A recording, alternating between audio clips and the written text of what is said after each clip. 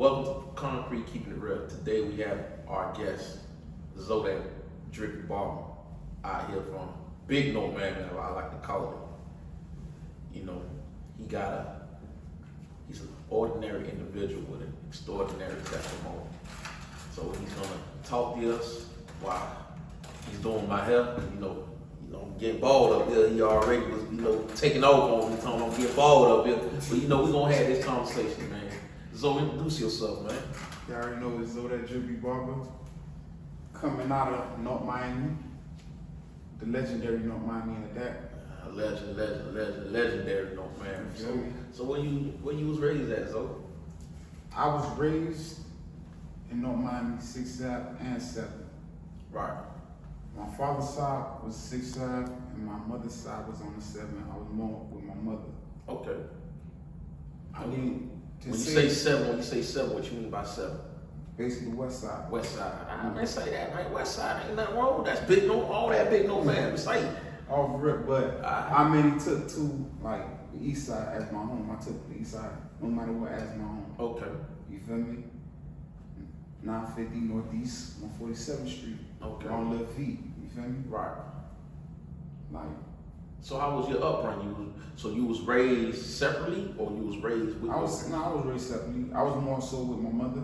Right. So you would have been on 7th Ave on the West Side. Yeah. Okay. But as crazy as my mother left North Miami, but I kept on coming into North Miami over the weekends and being with my father's side mainly. Gotcha. So what elementary school you went to? My elementary school, it was North Miami, then it switched over up in Miami Gardens to Hibiscus Elementary. Right. My mother was like I don't want you to know just North Miami. I want you to know Miami and other places as well. So how many siblings? How many of y'all was it in the house? On my mother's side, it was me and my little brother. Mm-hmm. And on my father's side, 4 girls, 1 boy. So tell me the magnitude of that. How was the upbringing, The upbringing, really tell you the truth. I know your mom had been a first generation parent. Yeah. So she was a just come. First generation Haitian, same way as my father, first generation. So they were the just come, as they call it. Yeah. So explain to the audience what's a just come, my mother came here in 1980 at 14. 14. You feel me? That was a hard time. That's when Haitians were going at it with the Americans. Really going through and going at it. Yeah. My mother, she went to Edison and ended up going to alternative school afterwards. Right. For fighting, per usual. Right. You feel me? That was an era there, man. I'm telling you, man. You had to fight for survival. That was that era where you had to really It's fight. not even that. That era there, all peoples wouldn't even wear this flag I'm wearing on right now. They was ashamed to say they was Haitians. Yeah. No. I'm gonna be honest with you. Even my upbringing, it's people I knew when I was younger that wouldn't even say that it was Haitian. Because that was still going on. We had, you hear this thing, Haitians eat cats. Yeah. Haitian do voodoo. It was a lot of connotation that came, for me, negative connotation that came with being a Haitian. Yeah, for me, the people I was raised around my older cousins and certain other individuals that were into, shall we say, extracurricular activities. Right. They was living that life. Yeah. Gotcha. And the one thing they instilled with me, that flag is your identity. No matter how you put it or how you see it, that flag is your identity. That flag is you. So you got this flag on me now. What does this flag mean to you? That flag means everything. Literally everything, what I stand for, what I'm about, what I don't allow, what I do allow. I did that. My pride, everything. It wouldn't be me if I didn't have that flag with me. So, I like to ask some guests, did having Haitian parents kind of hinder you or kind of I ain't gonna lie to you, it ain't hinder me. Okay, talk. The reason why I say it didn't hinder me, my father was here since, if I'm correct, since the late 70s. Okay. And my mother was here in the early 80s. So your father was here before your mom? Yeah. Okay. They know the upbringings and the culture, the American culture. You feel me? To understand it enough to where hey, you ain't finna run what you think you can run past me, past them. Okay, so were they the type of parents that got you the Jordans, That's crazy, son. Yeah. Like I wasn't one of them that was with the tech college. Yeah. We wearing button ups. Right. Yeah, the button up, the church shoes. The church shoes and all that. Nah, they weren't with that. Oh, so they was the smooth. They was already. Hey, listen, you about to have these waves. The fue Haitians. You feel me? Like you finna wear these Scottie Pippens, these Jordans. You feel me? Yeah, we not doing that. That's not what we here about. Your name may be Gene, but you're not finna look like Gene. Gotcha. So they was already caught up with the American culture. Yeah, they was caught up with it. So it was like you feel me? My mother already knew, and she even seen it in me from young, but she instilled in me at the same time. You're not American. You're Haitian before you were American. I dig that. I respect that. So what middle school you went to? Middle school I went to, first I went to Perry, but then I ended up going to Northern. So how that was that dynamic? Because Northern is more Americans and Jamaicans. It was really, it wasn't too outrun, but it wasn't too bad to where like I didn't have my respect. I had my respect. Gotcha. Because I already implemented that off rip. I'm Haitian. Right. Even when they was selling out and saying anything about Haitians, I stood up right there and there saying, what you said about Zoes, and everybody knew it. I never played about that. I never allowed you to come out your mouth to say that, or you will get slapped. Alright, so let me ask you this. Where did you go to high school? High school, I went to Miramar.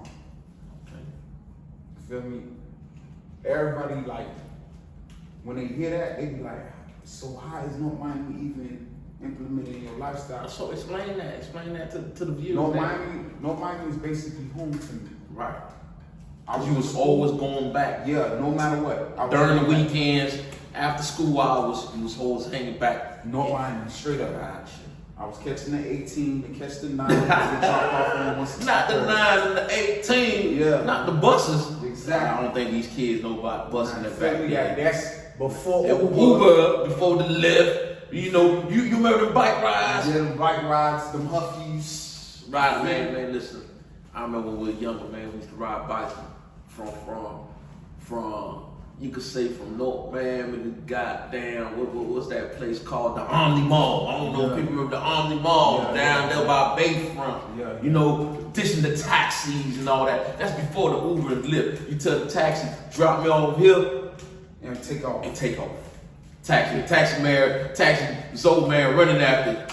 Ain't catching shit. You know that? Yeah, I remember those times there.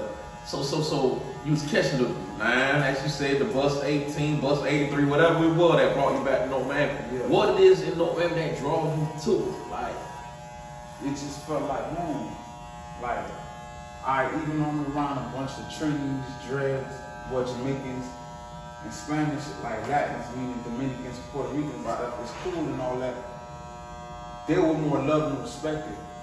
I was more on I'm gonna go back to my home, where I'm more secured and I know my surroundings and I know what's going on. Because at that time, what it was, we had little 80, but parents, they were now transitioning to North Miami, you know, as I like to call it, big North Miami, or big Haiti, however you want to call it. If your money was right, your peoples went to Miami Gardens. If your money was really low, you was up in Broward. Gotcha.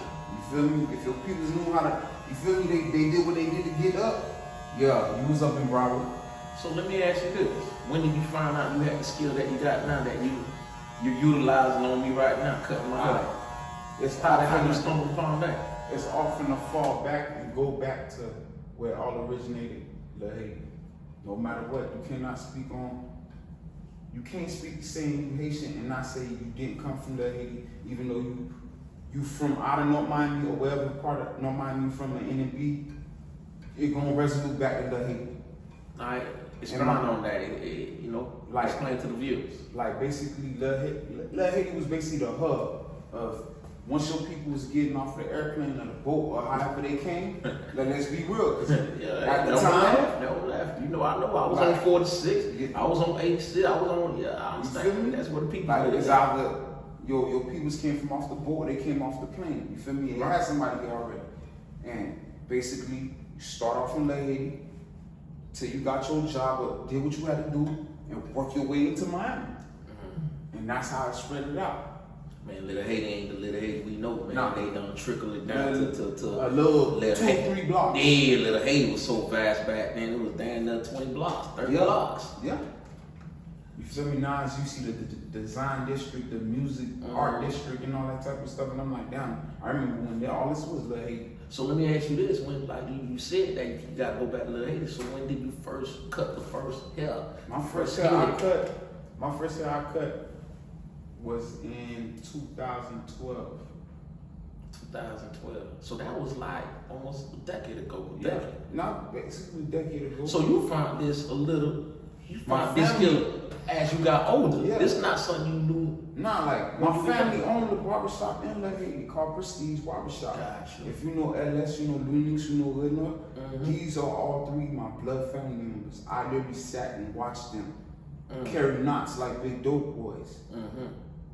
You feel me? And I always just be like, damn, I ain't gonna lie to you. I want to be a trapper, but they get money like trappers too. They carry big knots like trappers too. Listen, Barber, he is a trapper. He a trapper that go anywhere. And that's the one thing I learned as I started cutting hair. Right. The barbershop is your trap. Your good dope is these flippers in your hands. Now it's how you gonna function to make sure they coming back. Okay, so before you got that good dope and learned you were trapper, you was trying to run the street.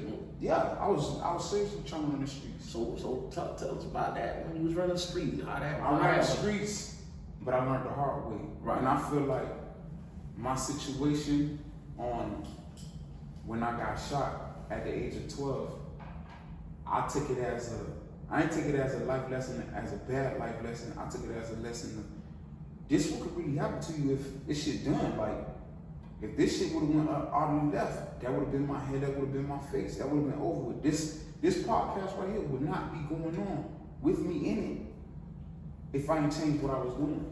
So how 12-year-old get shot? Being young and trying to play adult games. Explain. I had homies that had this thing where they would break into certain niggas' traps. Me being the younger one, they'll use me to break into a trap. As you get older, as you think about that, did you feel manipulated? Did you feel used? Or did you feel like they had good intention for you, sending you out to break into traps that you ain't know the consequences to? How you feel about that? Would you do that? Would you do that now? At the age now? Yeah. Hell fucking no. Would you send a youngster out there breaking into Hell fucking no. Because I know the consequences. Because it took me more than 2 years to learn how to walk again. Wow. So from 12 years old to 14, you was learning how to walk? I was literally learning how to walk again. If people that knew me from younger, they'll tell you, I used to literally have to walk like on the tip of my toes at a point in time. You had to learn how to walk again. And literally like apply the pressure to like get the function back in my legs. Right. And I tell people like, hey, listen, you want to see what a 40 bullet could do to you? So so you were shot by 40 at 12 years old. At 12 so years so let's go back to that night. You broke into the trap. What happened? That day, broke into whatever the case may be. Boom, we got away. We broke everything down. Whatever. It wasn't no big. Right. But it's a major play for a 12-year. It's a major play. You feel me? I had a little weed, a little pills or whatever. I'm serving it off, flags, pills or whatever. Getting it off. I got it off. Made my little 120. Right. Even though I got bucked for some bread. But I was happy I made a little 120. Man, 12 years old, that's a whole lot, nigga. Go ahead. At the time I had a phone, I get a call. Person on the line. I catch you on the kid. How you feel when you heard that message, man? At 12? At 12, I felt like Superman. I told the person dead to his face, fuck you. Again, that's that a little boy playing grown man games. Yeah. It felt like you don't know the consequences. Little boy, at that age, you don't know there's prices to be paid for certain actions. Yeah. And one thing my old girl always taught me, never look at other people's plates. Never touch other people's food. Get your own food. So how this dude got your number? One of the homies bragging about it. He catch him. We don't see him for a couple of weeks. We see him at the schoolhouse all the time. Boy, Ben got here. They already caught. Yeah. He going through phone peeping who's who. Boom. Now he calling everybody, catching everybody one by one. Me and with my other dogs, we go to a little block party. Mind you, me and a little badass, my old girl don't know, summertime, sliding out, I get caught up, boom. I get touched. My old girl find out about it, she just shaking her head like, I try to keep you away from you, and you ran right to it. Nah, she got it. She got it now. She Heal was- you in a way that she thought she would never have to heal her son. Yeah. She got to bring you up to speed, bring you back Yeah. to your health that you were at a previous Before. time. Yeah, And it was like when that happened, that was a burden for her. Work, I could imagine work you missing like damn near 2 months worth of work. because of you. Yeah, you still gotta pay rent. Still gotta pay pay light. You still gotta do all this, and then you still got a younger one you gotta take care of that's like 4 or 3 years old. So how you felt about that, knowing that because of you, your mom had to sacrifice Only all thing that? I could do was shake my head and be like, bro, how the fuck? Like I'm like when the doctor literally say, yo, it's a 50-50 chance. That you might be paralyzed. Completely. Like So what we talking about? Paralyzed Like from basically waist down? waist body. down. Wow. The bullet hit, the first bullet hit here, went through, but it broke. Right. Bone right here. Right. Then the second bullet hit and basically shattered. Bullet fragments or whatever. But they literally told me if the fragment would have touched a certain particular vein, which was inches away From the spine. it would have been a wrap. It would have ripped it. It would have been a wrap for me. It's over. And I'm like, damn. I'm hearing it, but I'm not hearing it. In our hand. So what's going through your mind knowing that What's going through my mind? there's these possibilities you might be your normal self ever again because someone sunk you inside of a trap to burglarize or to rob, whichever It was literally, I literally took it as a tighten up. Boy, you tripping. Mhm. The only thing I can think of, I lost a cousin. He been shot a couple of years prior to that. And it's like, I watched him get laid to rest. Mind you, this is an older cousin of mine I look up to a lot. He gone. And I'm like, damn, I gotta go through this whole situation where like, it might be me. I ain't even get no pussy yet. I ain't even touched no girl. Imagine doing these things. You ain't getting no pussy. You might die. You might go to jail. So when you say this, people don't realize How in depth it was. wow. They ain't understand how in depth it was. So now here you were trying to get back to who you were. You're 12 years old, so 12, 13, 14. Instead of enjoying the life of a preteen, Yeah. you're just trying to get your health back, Yeah. your mobility back. Missing my summers, my winters, half the time. So did that change? Did that change your course? Did Yeah. that It change changed- your it changed my your course. path in life? It changed my course and my path in life to where like, don't touch nobody's shit, but hustle. Like, get money, but like, don't be stepping on no toes trying to take nobody's shit. Don't snake nobody and do no green shit. Mm. Like, you feel me? Mm-hmm. Same way he worked hard for it, no matter what he did, you could do the same thing too. Work hard. Right. You feel me? This ain't no, only this person can eat, you can't eat. Nah, you can eat, just find your path. You got the same 24 hours they do. Yeah, find your path. That's all it is. Don't make no excuses. So, if I'm not mistaken, you got how many times were you shot at? Twice. So, But I was raised later on as a teenager. Like, in my, like 18, I was raised. So now, this is the obstacle that you overcame, Yeah. you put behind you, it changed your trajectory in your life. So now, here you are in high school. How did you losing some of your mobility affect you in high school? In high school, later for classes. I'm more so late for classes. It's more so, you know, you getting the jokes from your homeboys. Yeah, like, getting picked on all your the crib. type Yeah, shit. the crib talk. I would probably would have been the main one picking on you to crib. Yo, Yeah, crib, like- what's up? Yeah, But one thing about me, talk to me. I don't know why, I was always a fighter. No matter, I knew I wasn't supposed to be fighting, and I knew what the consequences of, I could end up back in the hospital and fucking some shit up. I ain't give a fuck. Right. She was not about to try me. That's Gotcha. where the pride thing come again. The ego, yeah, the pride, yeah. You feel me? And I'm sitting there like, but one thing everybody said about me, they love. Even though people were making jokes, I stood 10 toes no matter what.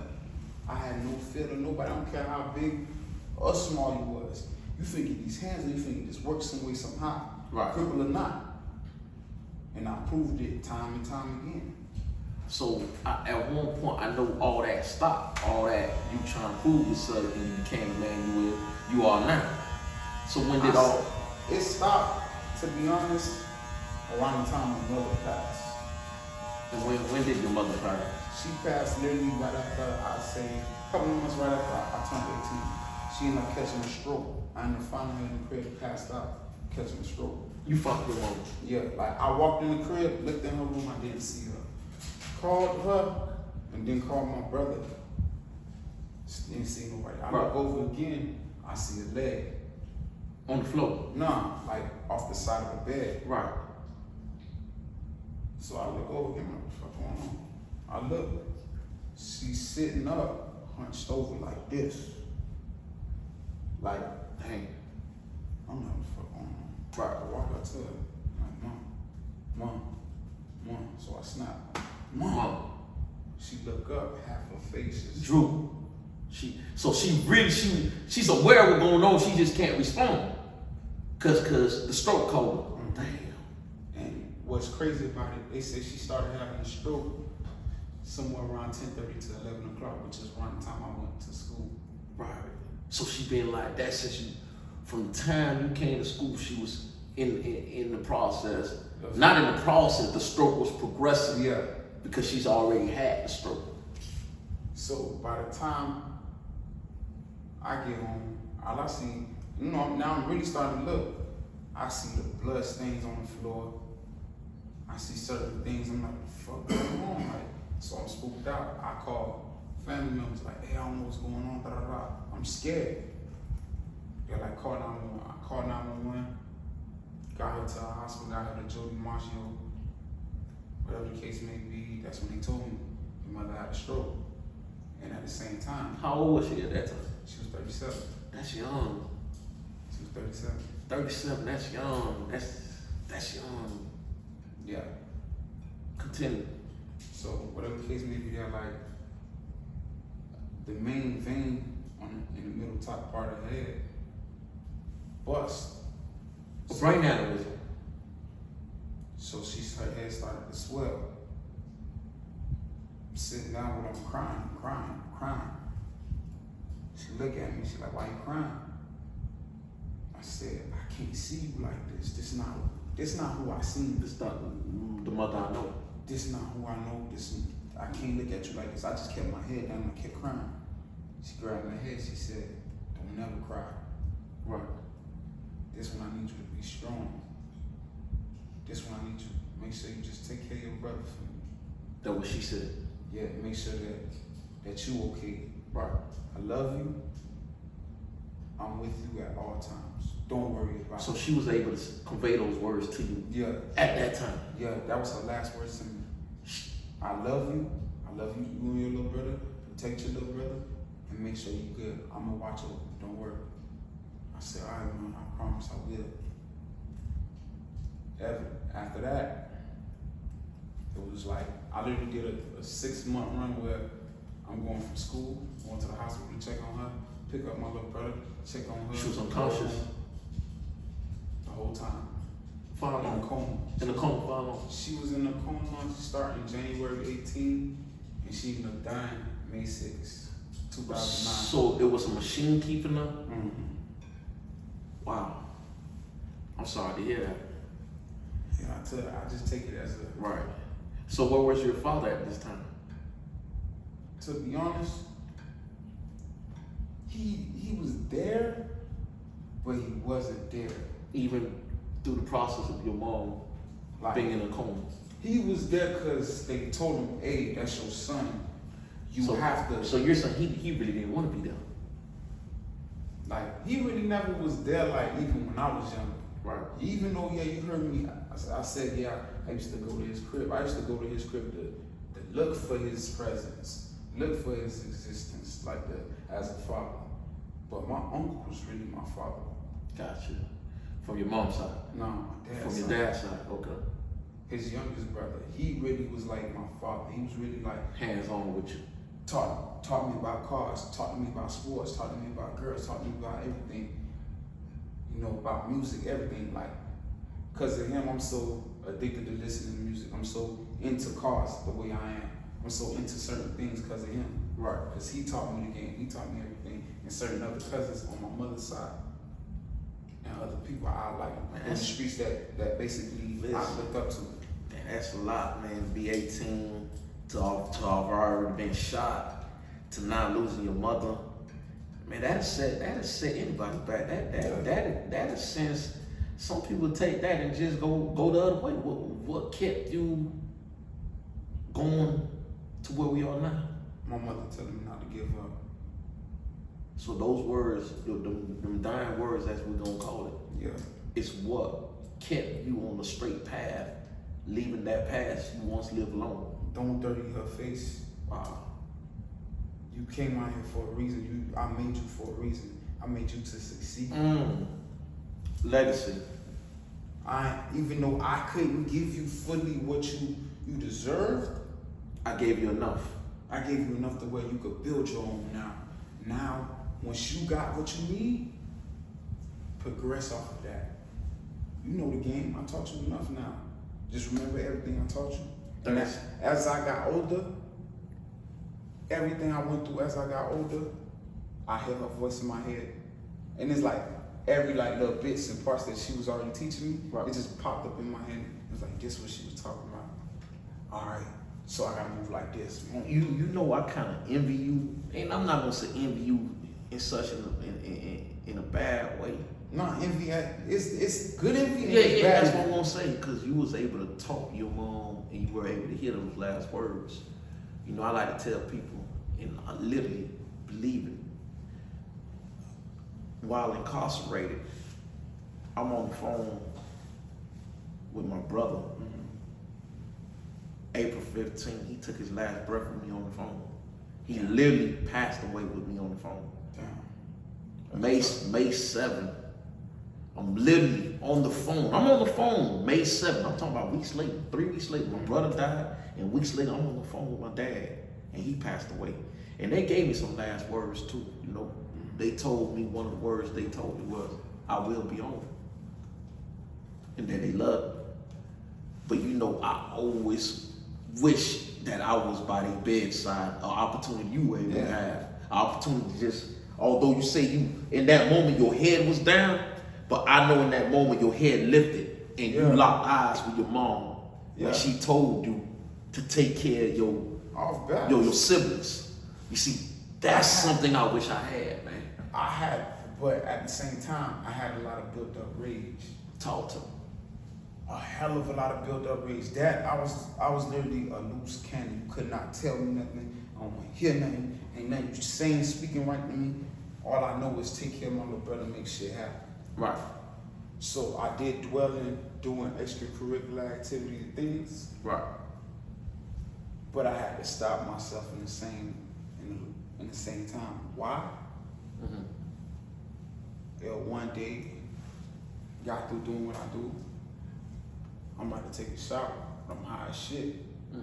I'm dumb high. Right. Going off pills, going off weed, and I'm on liquor. Right.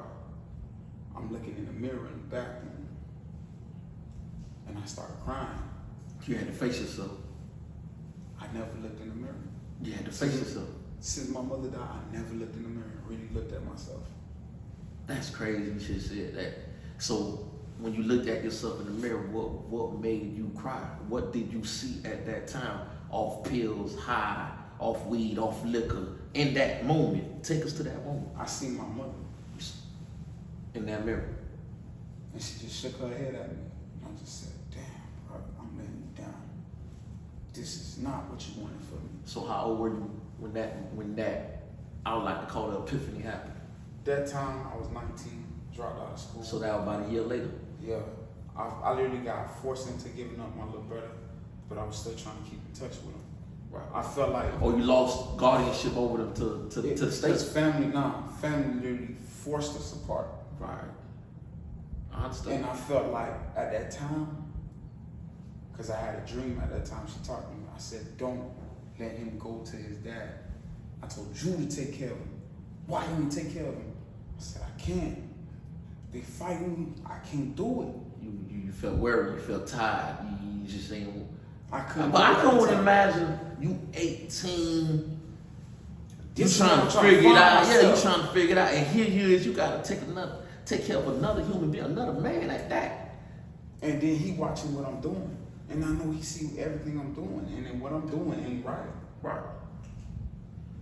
I gotta face that part too. To be a better role model. He asking me, hey, why you got this gun? Why you got this? Why you got this money? Right. You supposed to be his hero, and here he is thinking he's gonna mimic you, And it was mimic like- everything you do. And it was like a situation like, he got on the phone with me one day. He like, when you finna come see me? This year we talking about your younger brother. Yeah. All right. And like, at that time, they were shuffling him around, so I couldn't come see him. Mm-hmm. But I was feeling more enraged, and I felt like around that time, family or not, I'm finna apply pressure on you. I'm finna put this pole to you till I get you with my little brother. Mm-hmm. But then I had to think about it. Why the fuck am I finna apply pressure on a bunch of people? Blood. Because I felt like they turned on me. I felt like they betrayed me. Y'all supposed to stand with me. Mm-hmm. Y'all not supposed to have me in distance from each other. Right. Y'all supposed to be the ones that keep both of us tied in. No matter if I can't beat her, one of y'all grab him, but at least let me see him.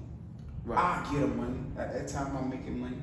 I get him money up, even though my money ain't what it's supposed to be, but I'm making money. To the well, like, yo, here's a good $500-600. That for the money for him. It ain't shit, but it's something. It's something for someone that's under 18. Yeah, that's something. You feel me? I'm doing my little endeavors or whatever. I'm making money. Right. I'm not gonna lie to you. Yeah, you doing your thing. You feel me?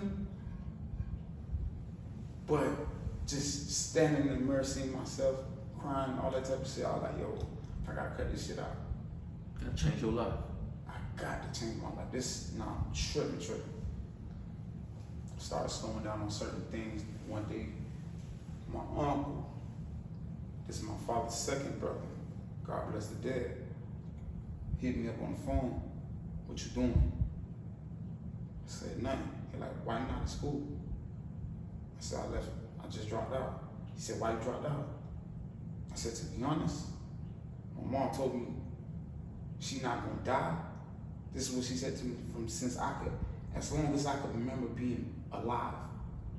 I'm not gonna die till I see you walk across the stage. When she died, I said, fuck my diploma. Right. I don't need this shit. The only person I really did it for was for her. But look what she said. I'm always watching. I'm always be watching. I ain't taking it as that. I'm taking it as you gone. Right. You can't see it. Right. You the only person that actually I was doing this shit. Fuck. Right. So you going out? Right. Fuck this shit. Fuck this shit till I find a way to end this shit completely. Because Right. at one point in time, I was looking to find some type of trouble to end it. I was looking They for call that passive suicidal. Passive suicidal is the word, for those that don't know, is when, it's different words to it. Street terms call it death stroke. Mm-hmm. Meaning that you're not gonna kill yourself, but you're gonna put yourself in any position that can get yourself killed, and you wouldn't give a damn.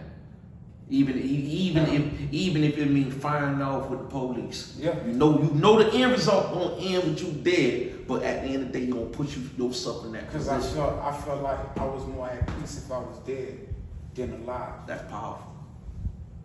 That's powerful. Because I was fighting. I was literally when people like they fighting their demons, I'm taking shots with my demons. Right. Trying to figure out a way to, yo, we need this going. I literally took my own gun one day, tried to let it off in front of Holy Family. Gun never went off. Glock ain't got no safety. I done pulled it. So you trying to kill yourself? At one point in time, trying to kill it, end it, call it a day. How old were you when you trying to kill yourself? By that time, I'm 22. 22. So we're talking about 3-4 years after your mom passed. That- So you dealing with all these demons. You was dealing with a lot, my man.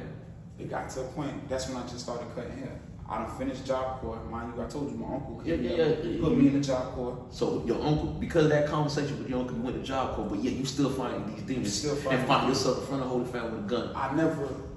I never realized I was depressed and I was suppressing anger until I got older around this age. I understood I was really depressed.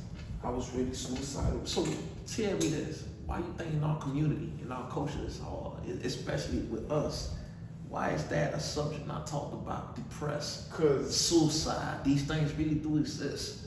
Cause let me tell you something, I've been past suicide. I would never kill myself, but at one point I wouldn't give a damn if a correction officer beat me bloody, beat me to death, take me out my misery. Because I got tired of waking up every day and looking at bars and four walls. I had no window. I got tired. I prayed to God. It was time I prayed to God to just take my life. I'm tired of waking up to the same environment, to the same walls, to the same bar. At one point, that became my prayer. Lord God, just take me out of my sleep, man. All right. See, I told you how I tried to end it. Mind you, took the same gun. I said, this is impossible. This gun jam me. I let off 3 fucking shots. After you tried to kill Just it. shot And it shot up in there. That was clean. God told you it wasn't your time. It wasn't your time. I literally had to be like, It wasn't your time. all right, whatever mission it is, you got it. I'm gonna go through my mission then. Fuck it. So that was the turnaround? That was the starting point of the turnaround. Gotcha. But at the same time, we learned how to cut hair. Gotcha. So I said, let me learn how to channel my anger and humble myself and turn it into something positive. Right. It was a old barbershop owner named Philly. That's when the barbershop was called Do It Right Barbershop. The same spot I'm at right now, but it was called Do It Right Barbershop. He opened up one on West Dixie with another Miami legend, Zoe, God bless the dead. Taught me how to cut hair, got me from out of beauty school, teaching me how to cut hair. That shop shut down. He brought me to his main shop on 123rd and 16. Him and a few selective others that worked in the barbershop was teaching me. A Dominican dude named Carlos, another Dominican dude named John, a Virgin Islands dude from St. Croix named Dredd, Philly himself. So you had a little team teaching you how to cut hair. Yeah. And A I was family. observing. Yeah. So it was like a family. Yeah. The first family I had since my mother died. That's powerful. Because I felt like everybody was against me. And you found that in the barbershop. Literally. When I get to the barbershop, I feel like all my troubles went away. Everything I was going through, it just went away. And the high and the joy I got was from the smiles I seen after giving a haircut and talking to somebody. Man, I've seen them smiles, man. I've seen them smile like Zoe Dat Drippy Barber put on kids' faces, on adult faces. We even had 2 back-to-school drives, man, where you gave free haircuts. Yeah. What draws you to be selfless like that, to get free haircuts? After hearing everything you've been through, like, whoa. Because I come from an illegal immigrant mother that didn't have it at times. A father that didn't give a fuck. He worried about hoes over, he worried about his only son. So I said, when I learn this shit, every year make it a duty to give back. I found single immigrant Haitian parents, kids in there who mamas just came in, don't know nothing. They dealing with a little bad, arrogant kid that have no guidance. Right. But I can't consider them bad or arrogant. They learning from the line. The same way I had to learn from the line. Right. So how can I put judgment on you when I was in your same shoes? Right. So now what I'm finna do with every haircut, I'm gonna give you guidance. You may take it, you may not. But you're gonna be the best that you is out of this situation. Even though you're in a messed up situation right now, it will get better. Right. Just have faith and have trust. Trust me. Everybody got a niche for something. It's something you're good at that can make you money. Just bring it with the love and hustle that you got. Learn how to use what you got. Talk to. Like, learn how to use what you got. And it's another thing too. Learn how to mastermind your whole surrounding. You know what you gotta do. Right. You know, make every haircut you do your last. And always remember, this is your brick of cocaine. You gonna wholesale it, or you gonna break it down and flip the whole hood up. I did that. So I said, all right, I don't want to wholesale. I'm gonna bust this shit down. Elaborate. Bust it down in what sense? Meaning like, I'm gonna get to everybody. I'm gonna get to the little kids first. Mm-hmm. The little kids is what's gonna give me the adults. And the first little kid I did was Vulture E. A young Vulture E. Mm-hmm. He was the first one to come, which brought me the T-Boys, which brought me the little B's, the boss B's, the real bosses, the whole NM6. Right. The whole Biscayne. Right. Which leveled up into now my homies that I was in high school, middle school with, like, oh, this nigga making noise over there. Yeah. Let me come through. Man, let me tell you, when I first came home, you were the first barber that touched my head. Yeah. Yeah. It was told to me by Lil Homie, you know who Lil Homie. It was told, Lil Homie said, man, I trust this barber do everybody else. I'm like, man, I ain't gonna have nobody. You know, I was so used to getting jail haircut, I didn't even know what a fresh cut looked like. Yeah. It got to a point, you were like, I got my trust in you. I like, you ain't gotta worry about nothing, just chill. Yeah. You're like, why you so calm, so confident? Yeah. You're like, trust me. What you see is nothing. Yeah, you brought me back to life, man. You brought me back to life that day, I remember. And from there, you got good, I left you and got 6 phone calls that same night and said, you got the big homie right. I said, you know, plain dumb, what big homie? You know what big homie, he just got home. Yeah. He said, you got him right. Yeah, I was looking mad. I was looking like a half mad. You got me right. Yeah, he bragging. Yeah. He said, what you did? I said, what I always do, get him right. Like, yeah, I'm giving good dope, so I gotta get him what he want. Give him that good dope. I need you addicted to my haircuts. So, we ain't gonna keep going, because you know, it's a lot to do out here. I do got a question for you. What's up? Talk to me. You know, this is called concrete keeping it real. We gotta ask that question. Yeah. What does keeping it real mean to you? Keeping it real? Yeah. Don't matter. You ain't gotta be street. You ain't gotta be. Say that again. Say that again. You ain't gotta be street. Right. You could be an average Joe, a 9-to-5er in college, a great scholar. Right. You being true to yourself is more real to me than you trying to act like something you're not. Being something you're not is just camouflaging yourself. And sooner or later, your true colors gonna show. Cause one thing about it, real respect real. If this ain't your lifestyle, this ain't your lifestyle. Right. If you get money, get money. Right. If you're a scholar to get to the money, do that. Right. You don't have to be in the streets to be the real one. I respect more clients when he tell me I want to be an officer. Even though the backgrounds we came from. Listen, I completely understand everything you saying. You feel me? You talking to the viewers, right? Yeah, like, we need more officers. We need more lawyers such That as look like us oh, and represent this flag, that understand our background and where we came from, right. that could comprehend what they can't comprehend.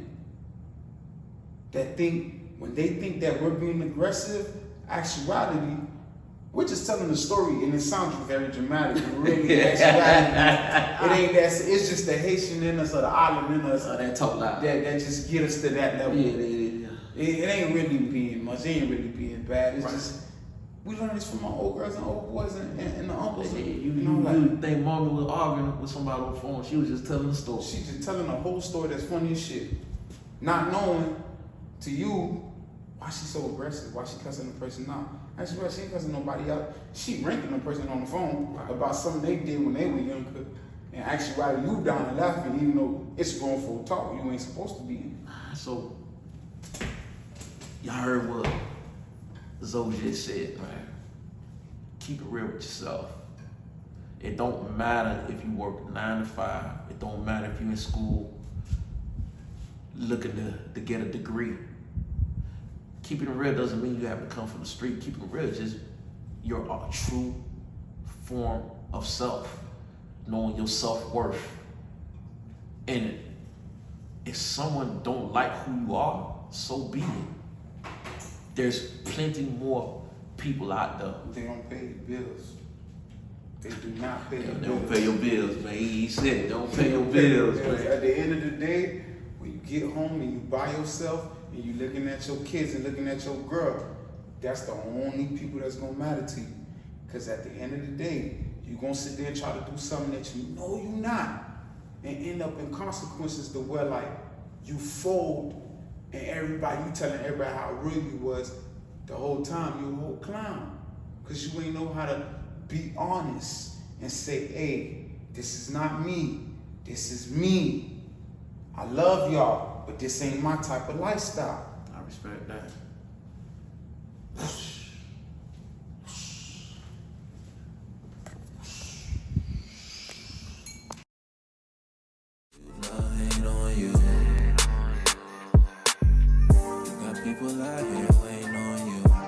Breaking my back, trying to get that. They gon' act like we cool, but they weren't that.